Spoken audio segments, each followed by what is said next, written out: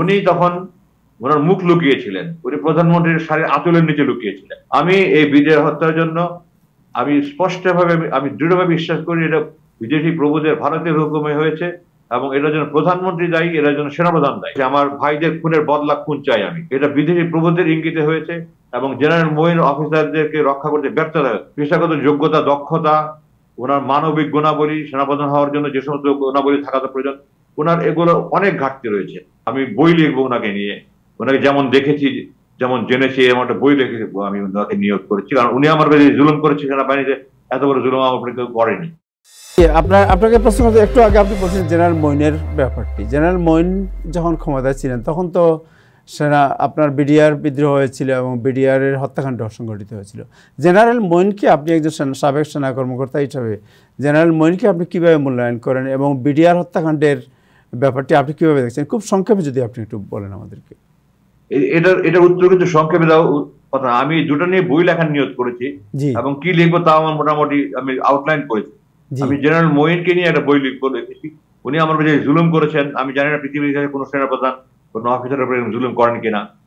উনি সেনাপ্রধান থাকতে আমাকে উনি একদিনের মধ্যে নোটিশ দিয়ে আমাকে, আমি বলেছি মধ্যাহ্ন ভোজে ইউনিফর্ম ব্যবস্থায় কোনোদিন হয় না এরকম, বাংলাদেশ সেনাবাহিনীর ইতিহাস নেই, আমাকে বিদায় দিয়ে আমাকে রাতের মধ্যে ক্যান্টনমেন্ট ত্যাগ করতে বলা হয়েছে, আমাকে গাড়ি নিয়ে বাড়ির মধ্যে যেতে দেওয়া হয়নি। এগুলো কিন্তু সব উনি করেছে, এবং আমার বরখাস্তের সমস্ত প্রক্রিয়া উনি সম্পন্ন করে সাহস হয়নি। উনি এই ব্যাপারটি আপনার পার্সোনাল, কিন্তু আমি জানতে চাচ্ছি being a head of the army, ওনার যে অবস্থান, ওনার যে বিভিন্ন কর্মকাণ্ড, এটাকে আপনি কিভাবে মূল্যায়ন করেন?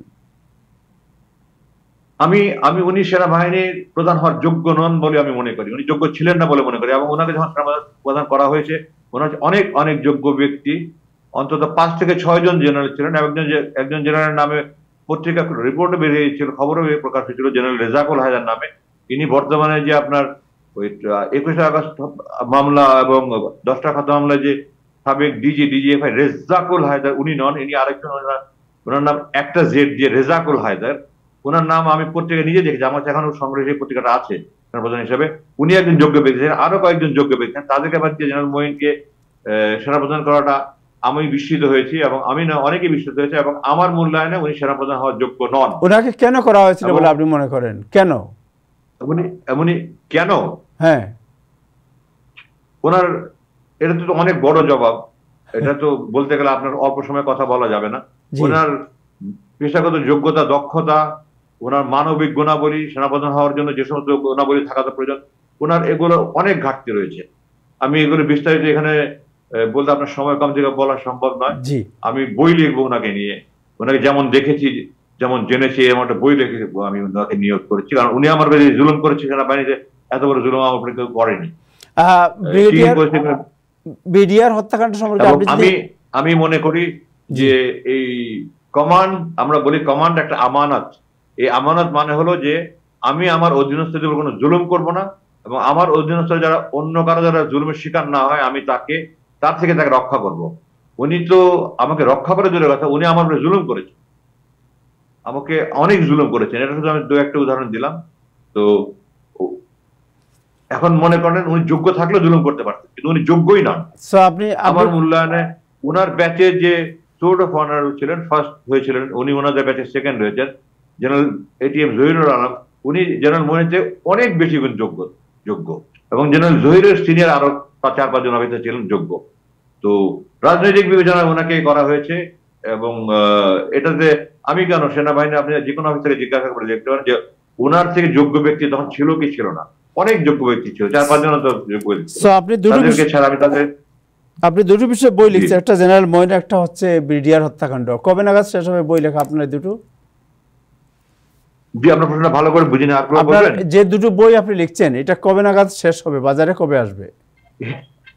এটা তো বলা মুশকিল। আমি এখন যে মানসিক অবস্থায় আছি, আমার বই লেখার মতো অবস্থায় নেই। আমি তো বলিনি আপনাকে, আমার বন্দি অবস্থায় 65টার মধ্যে বই লিখেছিলাম, ওগুলো তো আমাকে আনতে দেয়নি। 65টার মধ্যে বই লিখেছিলাম, ওখানে অবশ্যই এগুলি কিছু লিখিনি। আমি ওখানে ধর্মীয় বই লিখেছি, শিক্ষার বই লিখেছি, আমাদের সামাজিক ব্যবস্থা, বিভিন্ন শিশু শ্রম, নারী নির্যাতন, বৃদ্ধাশ্রম, এগুলো নিয়ে লেখালেখি করেছি। আমি আমাদের শিক্ষা ব্যবস্থা নিয়ে লেখালেখি করেছি।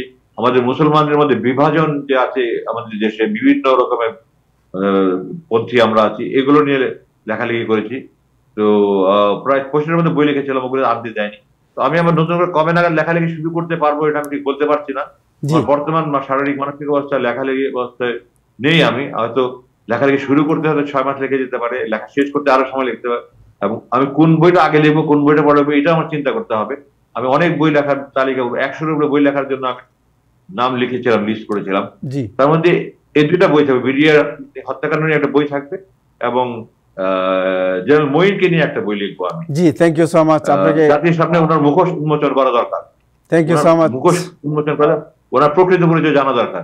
এবং এই বিডিআর বিদ্রোহে এটাকে অফিসারদের সাধারণত আমি আমার 3 সেপ্টেম্বরের প্রেস কনফারেন্সে বলেছি, আমার ভাইদের খুনের বদলা খুন চাই আমি।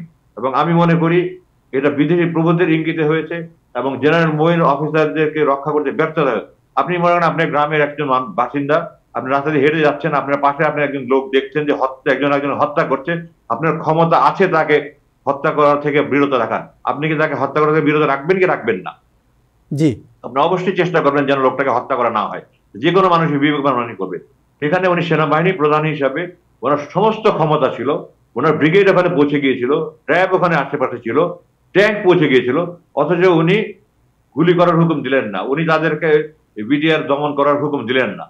ওনার কোনো হুকুমের প্রয়োজন ছিল না। উনি যদি সেদিন আপনার মানে ঘটনা ঘটার ঘন্টাখানেকের মধ্যে 40-45 মিনিটের মধ্যে সেনাবাহিনী এখানে পৌঁছে গেছিল, উনি খালি হুকুম দিলেই হতো তোমরা আঘাতের পরিবর্তে পাল্টা আঘাত, তোমরা ভিতরে ঢুকো, হুকুমটুকুই যথেষ্ট ছিল।